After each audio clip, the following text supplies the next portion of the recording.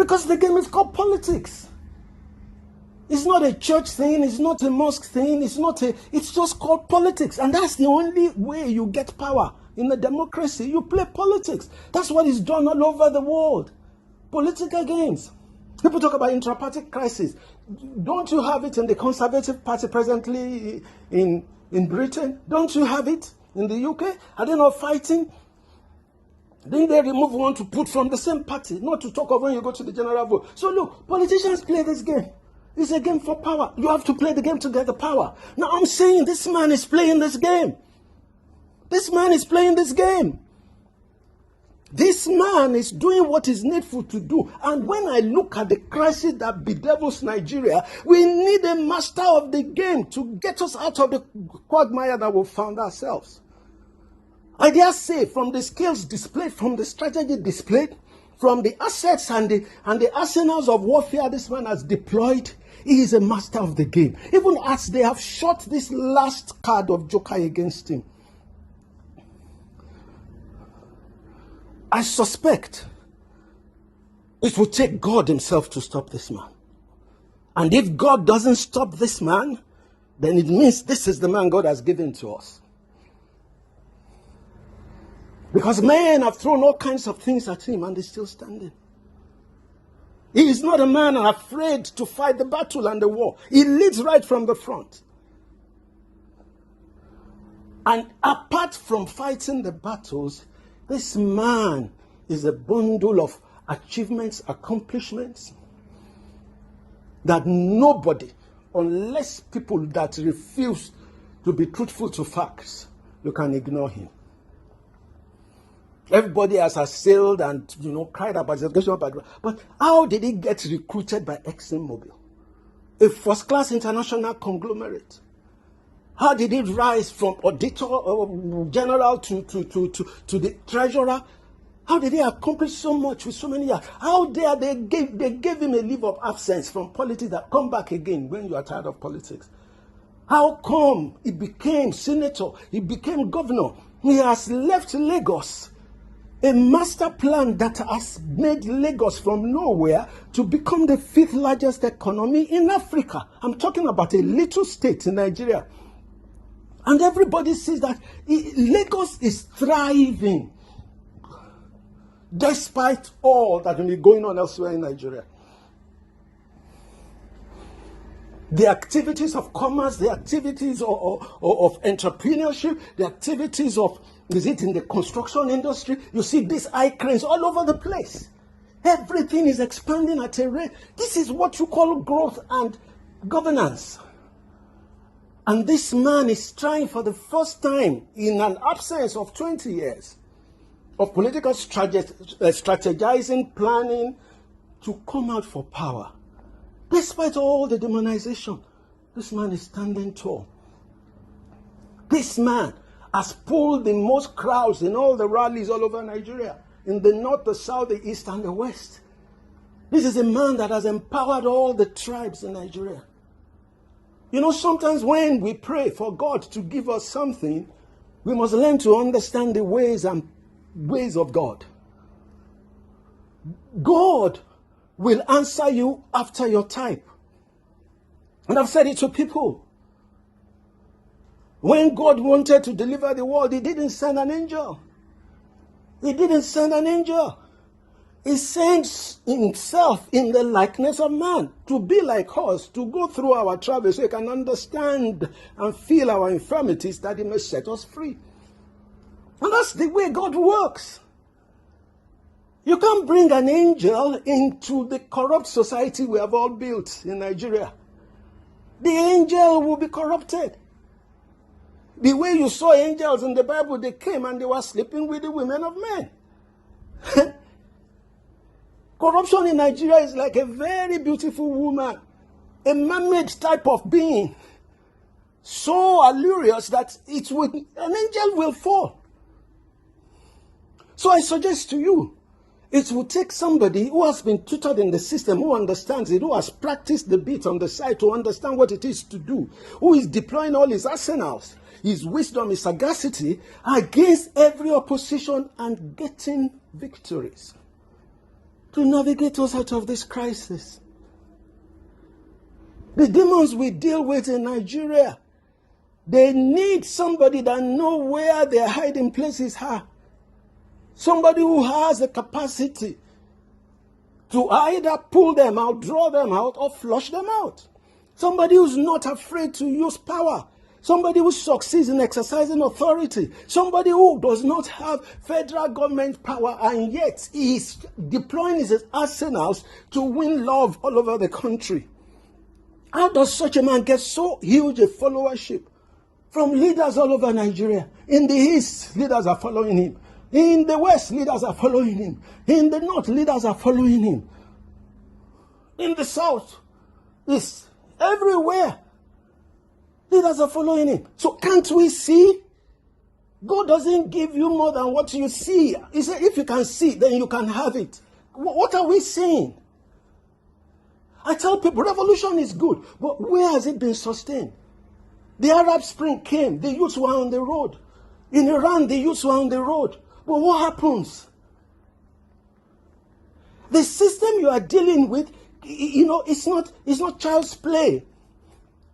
It takes somebody within the system. And I say, because this guy has, despite all the imperfections of the Lagos experiment, at least Lagos is on a trajectory that has made it the fifth largest economy. And the economy grows by the day. So I suggest to you, as we come to the wire, that please, what is it about this man that they are using the bullet to afflict everybody to stop him?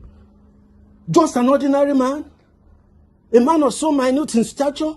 What does he carry that makes everybody to tremble at his move? Is allowing mercy in action. He will deliver the World Cup to us. That's my suggestion. I have never met him before. And I long to meet him, to interview him and unravel what makes him tick. I suggest to you that is your Mr. President. We miss him at our own bewilderment. It will take a man of understanding, of endowment, of skills, of proven capacity to get us out of the quagmire that we are in. Asiwaju Ahmed Tinubu, he's the man. And I dare say, I'm not a man. I'm a man, if I say without arrogance, I have deep spiritual convictions. I've pondered over these things in prayer. I've pondered it in meditation. I have pondered it upon revelations. This is the man God has given to us. Unfortunately, it is the base things that men have called foolish that God used to confound the wisdom of men. And this is the man. This is the man that God has appointed for us for a time like this. I pray that we don't miss him. Remember when Jesus came on the scene, and I'm so sorry to be comparing him, I'm just giving an allegory. I mean, he is of no comparison with Christ for any sake. So the Pharisees, who should have understanding, they missed him. That is it. And that's the way that it is with many things that God is doing. It says that the stone that the builders rejected becomes the head of the corner. It is the most foolish man that is derided, that is unexpected, that God uses. I'll give you another example. Saul, before he was renamed Paul, was an antagonist of the faith of the Christians. In fact, he was a type of Boko Haram, Shekau or whatever it is, killing them, murdering them. He was on his way to murder another set of people that he had an encounter of his turnaround. And this same most unlikely person, who was not personally discipled by Jesus Christ, became the person that has made clear with details of doctrine what the Christian faith ought to be. I'm giving you examples of the way God works. I also tell you, Asiwaju Tinubu may not be able to take us as the Joshua into the promised land. But I tell you, he is the Moses that will deliver the familiar house of Pharaoh from where he grew up from the confusion that affliction Pharaoh has inflicted upon the people. He had understanding. That's why God chose him. He was most unlikely, but God chose him. And he went into the familiar territory of Pharaoh, and by the empowerment of God was able to set the captives free.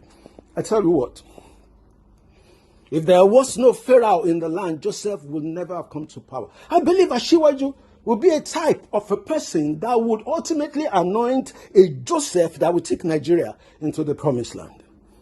This is his assignment. It is, as I speak, a divinely given mandate to him.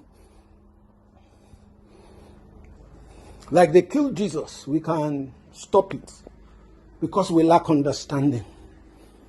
I'm putting this audio out so that you can meditate, you can think properly. Activism does not set a people free. People need deliverance. And it is the person that is stronger than the mighty that can set the captives of the mighty free. Not slogans. It is somebody that has the temerity, the audacity to confront power, to snatch power, to take power, to combat for power, to dribble out the opponents and to win and score the goals. This is Asiwaju Bola Ahmed Tinubu for you. And I pray that we don't miss this golden opportunity. He's been so demonized, so attacked, yet he comes back stronger. In fact, he has been the topic of this election. It is as if he himself is APC, yet he is not in government. That's what we have seen. Openly, his wife said, they trashed my husband. That is as far back as 6 years ago. As soon as they got power, they trashed him.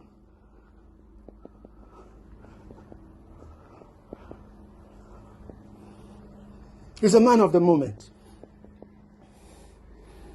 Please spend some time. Do your research. Do your meditation. Look for facts.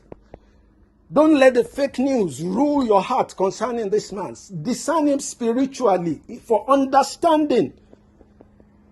And study God and his ways to know what God does.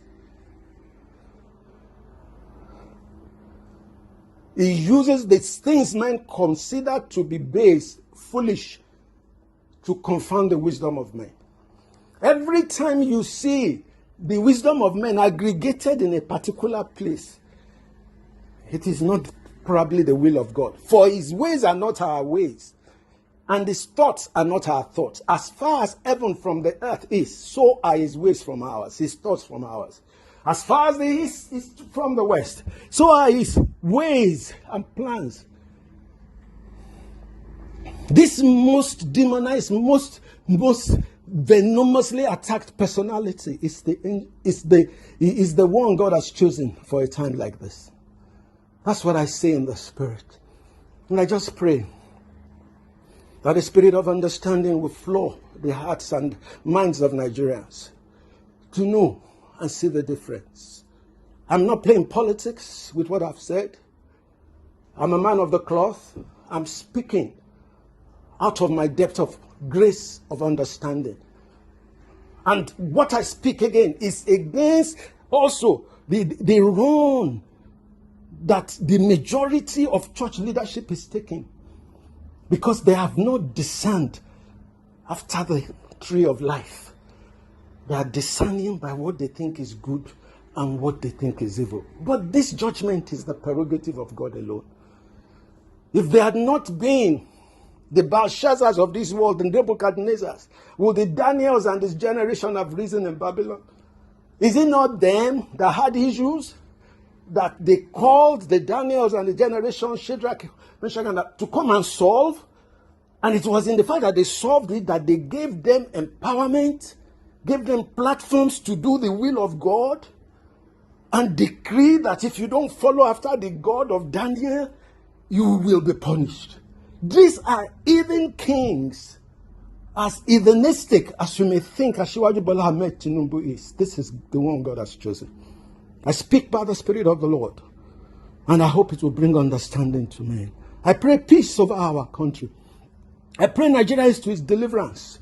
Jesus said, oh, Woe will be yours because you had not known the time of your visitation. Nigeria, woe shall not be yours because you shall know the time of your visitation, and you shall identify whom the Lord has sent for you. I wish us a very peaceful election, and I will see you after the deal is done. Shalom, shalom, shalom. I pray that we get it right. And the Lord is able. The Lord is willing. I hope we shall hear his voice and we shall heed his call. God bless Nigeria. And God bless you all. And my sympathies in all the shenanigans and sufferings and afflictions of this cash crunch. It is labor birth. Endure the pain. We are closer to our deliverance than we have ever been. May we do it right. May we do it by God. And in Nigeria, we truly delivered. Thank you all. God bless Nigeria. And God bless us. God bless the generation of our children. And God give us that nation that does righteousness. That nation we command you to call forth. Come forth. Do the will of God. In the name of Jesus the Christ. God bless you all.